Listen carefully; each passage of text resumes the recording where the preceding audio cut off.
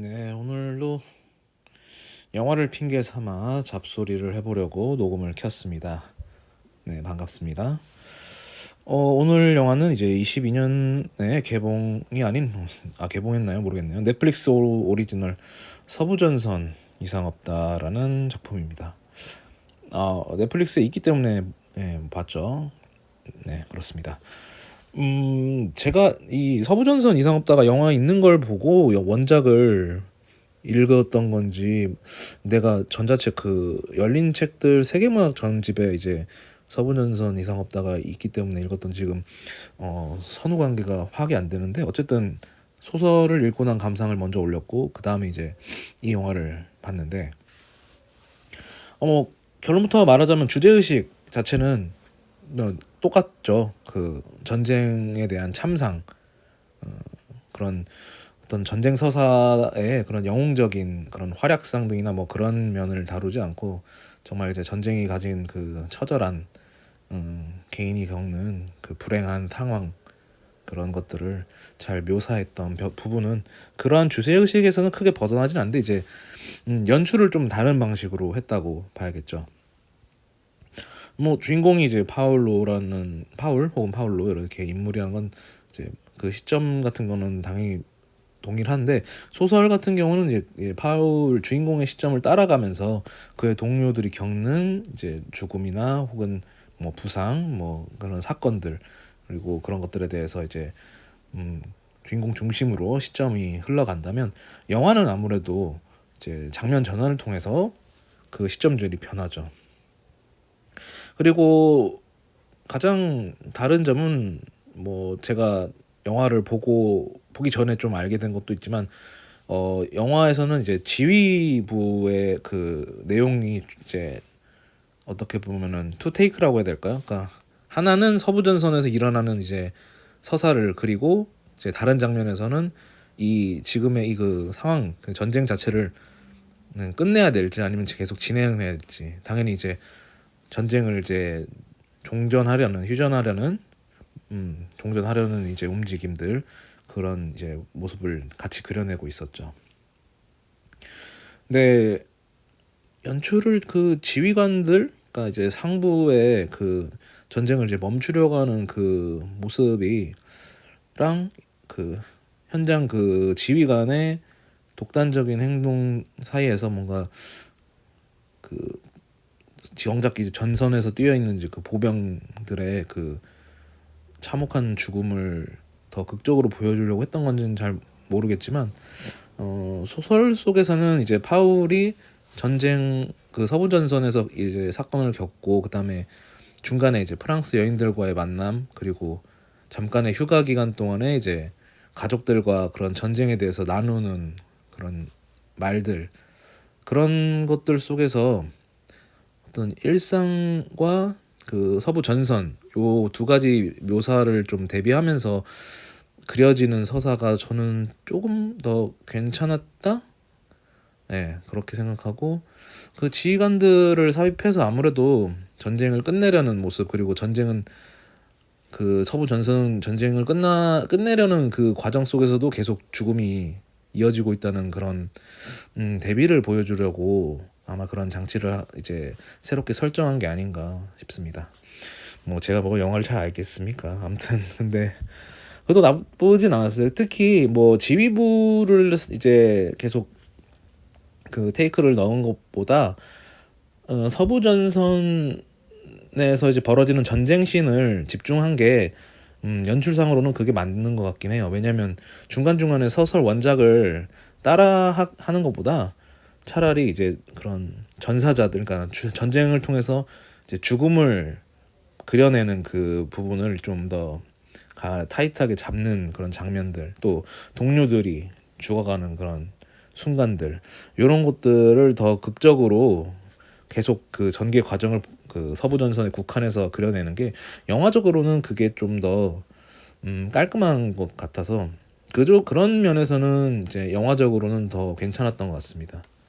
뭐 아무래도 소설이 좀 더 나쁘지는 않았지만 영화도 영화 나름의 방식으로 잘 풀어냈다.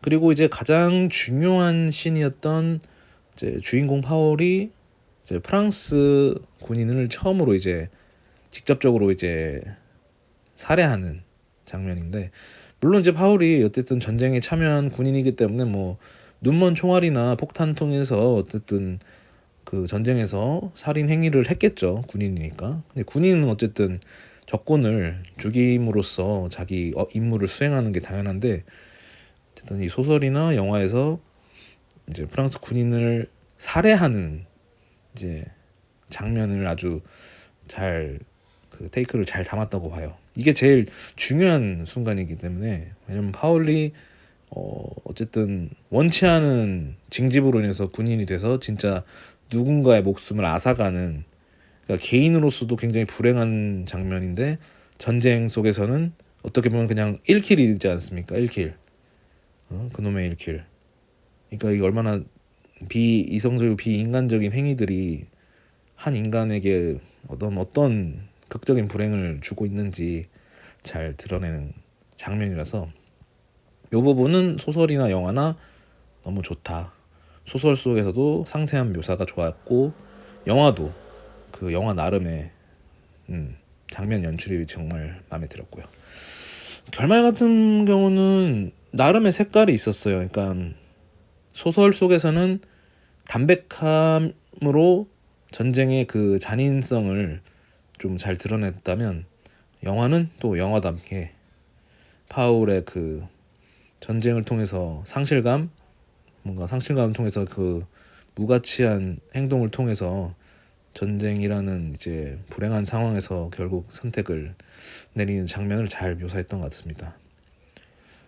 그래서 이제 결과적인 면에서는 동일한데, 저는 이제 소설의 그 담백한 결말이 더 강렬하게 다가왔다고 해야 될까.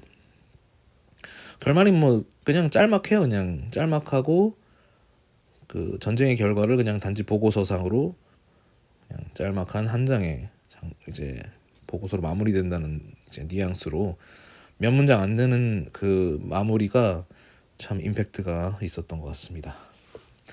제가 만약에 좀 소설을 잘 읽는 스타일이면 아마 더 소설을 칭찬하고 했겠지만, 아무래도 저의 그 난독증스러운 성향 때문에 아무래도 영화가 그려주는 그 친절한 장면들이 꽤 나쁘지 않았다고 봅니다. 그래도 워낙 이게 지금 세 번째 영화화된 작품이라고 하네요. 그러니까 30년, 무려 1930년, 그 다음에 79년, 이제 22년도 이렇게 세 번째 작품인데, 아무튼 그만큼 이 소설 서부전선 이상 없다가 차지하는 그 어떤 소설적 위상, 그 전쟁의 참상을 그려내는 그 문제의식, 주제의식을 잘 드러낸 작품이라서 그런지 이제 자주자주 영화가 되는 것 같네요.